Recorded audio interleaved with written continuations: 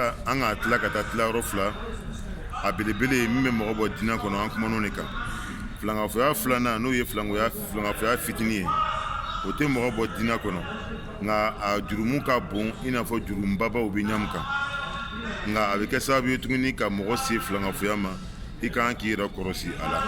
O ka cibaga ɲininka hadisa la ko mun ye filankafoya fitinin ye. Cibaga ɲininka alayhi salatu wasalam, cibaga ko k'ale bɛ siranna a mantonw na, a bɛ siranna mantonw kan ni fɛn min ye o de bɛ filankafoya fitinin ye.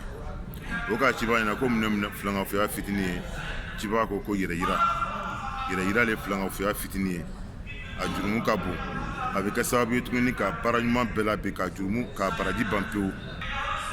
O dɔw ye jumɛn ye tuguni? Yɛrɛyira bɔni kɔ a tuyara n'o ye nɔrɔko ye. Mɔgɔ dɔ bɛ yen ale y'a ko bɛɛ lajɛlen a b'o bila kɔrɔ la. A bɔtɔ ka taa lɔgɔlifɛ la ani gɔmɛlɛ bɛnna ko ɲalɔgɔ tɛna jaabi ni k'a dabɔ ni juru ye ɲalɔgɔ tɛna jaabi ka dabɔ ni juru ye. Fa karisa n bɔtɔ kɔnɔ panna n tɛna taa n ka voyage tɛna diya n na. Fa karisa muso daba ka muso nin furu, muso nin den a den ka bon, a bolokala ka jan, a disi ka bon. Depuis a k'an den furu an den mako sala, depuis an yɛlɛmana lu nin kɔnɔ lu nin ma diya n na, depuis fa karisa n'a ka ɲɔgɔn bɛn ma kɛnɛya. O de ka chaque farafina ka tɛmɛ farafina ko bɛɛ lajɛlen la n'o nɔrɔko kan. A ko tɔgɔ donna an ma nin kɛla tan nin kɛla tan, fɛn bɛɛ lajɛlen an kɛlen don ka nɔrɔ bila fɛn bɛɛ lajɛlen na. Ni min yɛrɛ kɔrɔsi o bɛ kɛ sababu ye k'i bila filankafoya la parce que i bɛ fɛn bɛɛ lajɛlen filɛ ni filɛ kojugu de ye. Fɛn minnu fɔla o ye ala ka se de ye, fɛn minnu dugu n'o ala ma, ala kɛlen don ka fɛn minnu dugu a yɛrɛ a lɔnni kɔnɔ. Ele bɛ dɔ ye k'a fɔ ko nin ɲa bɛ kala fɛ ko si t'a la, i bɛ nin ye ko nin tɛmara ka bon, ko nin ye mɔgɔ fangadan de ye. Fɛn bɛɛ lajɛlen i bɛ fɛn bɛɛ filɛ ni nɔrɔ filɛli ye. Jumɛn ye tuguni k'i kali ala ɲɔgɔnna gbɛrɛ la i n'a fɔ a bɛ ni alikaba cɛ, a bɛ ni n ba cɛ, a bɛ ni n fa cɛ, a bɛ ni sanpɛrɛ 7 cɛ, a bɛ ni n kɔladen cɛ. An yɛrɛ mɔgɔ dɔ k'a bɛ ni n dalagbɛsɛ cɛ. Subhanallah, k'i kali fɛnw na fɛn minnu ye danfɛnw ye. I bɛ to la k'i t'i yɛrɛ bila filankafoya kɔnɔ. Filankafoya fitinin don, a jurumu ka bon, a b'iya baara bɛn, mais ni min yɛrɛ kɔrɔsi a bɛ t'i bila baara la, baara min bɛ taa kɛ filankafoya ba ye. Komi a ɲɛ bɛ dɔ la ɲamu kan, a bɛ ni sanpɛrɛn cɛ, a bɛ ni n ba cɛ, a bɛ ni n bɔko 7 cɛ, a bɛ ni n fa cɛ, a bɛ ni yɛlɛmako 10 cɛ. K'i kali ala ɲɔgɔnna gbɛrɛw la. Nin bɛɛ ye filankafoya de ye, mais a bɛ don filankafoya fitinin de kɔnɔ min bɛ kɛ sababu ye k'i bila filankafoya belebeleba kɔnɔ. Ani k'a fɔ ko n'ala sɔnna n'i sɔnna, nin bɛɛ ye kumaw de ye min bɛ kɛ sababu ye ka mɔgɔ bila filankafoya la. Dɔ delila k'a fɔ cibaga ma ko n'ala sɔnna n'i sɔnna, cibaga kama ko tuma i bɛ n fara ala kan k'an kɛ ala ɲɔgɔnna ye wa? Yala i bɛ n kɛ ala ɲɔgɔnna ye i bɛ n kɛ ala ɲɔgɔnna ye wa? I b'a fɔ ko n'ala sɔnna o kɔfɛ n'i sɔnna.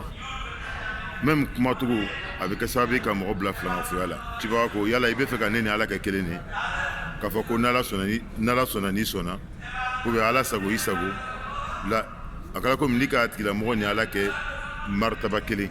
I y'a fɔ n'ala ala sago o kɔfɛ i sago, n'ala sɔnna o kɔfɛ n'i sɔnna.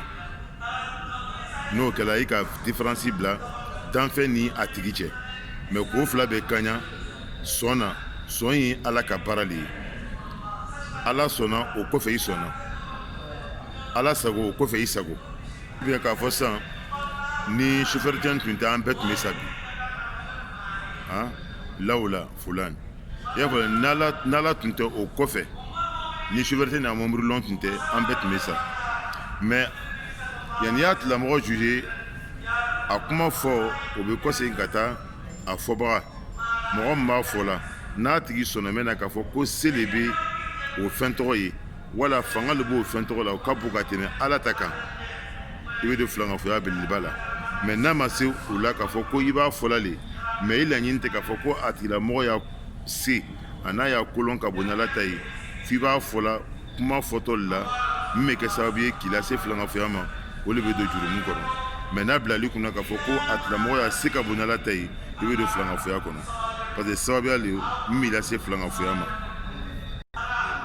bara minnu fana bɛ yen tuguni n'o bɛ kɛ sababu ye tuguni k'i bila filankafoya la n'a ma se filankafoya belebeleba nouveau la o le ka fɛn siri i yɛrɛ la ka fɛn siri i yɛrɛ la wala ka gari siri i yɛrɛ la wala ka tafo siri i yɛrɛ la k'o bɛ se ka tɔɔrɔya dɔ ɲɔti ka bɔ i kan wala a bɛ se ka hɛrɛ dɔ las'i ma filankafoya kiti la kuma tɛ n'a taara kɛ k'a fɔ ko fɛn min sɛbɛnnen don n'o taara kɛ jinɛtɔgɔw ye ani mɛlɛkɛtɔgɔw ni fɛn kuma kirikɛlaw minnu bɛ kɛ filankafoya ye o le kama ni mɔgɔ min ka o fɛn dɔ siri a yɛrɛ la min bɛ taa kɛ fɛn dɔ ye fɛn min bɛ taa kɛ jinɛtɔgɔ ye wala mɛlɛkɛtɔgɔ wala jinɛtɔgɔw n'olu ele b'a bilili kunna k'a fɔ ko olu bɛ se ka tɔɔrɔ dɔ la wuli ka bɔ i kan wala ka hɛrɛ dɔ las'i ma i bilala filankafoya fitinin na n'i yɛrɛ k'a bila i kunna k'a fɔ ko u bɛ se n'o y'a se yɛrɛ de ye tuguni ka o tɔɔrɔ wuli ka bɔ i kan i bilala filankafoya belebeleba la o de kama silama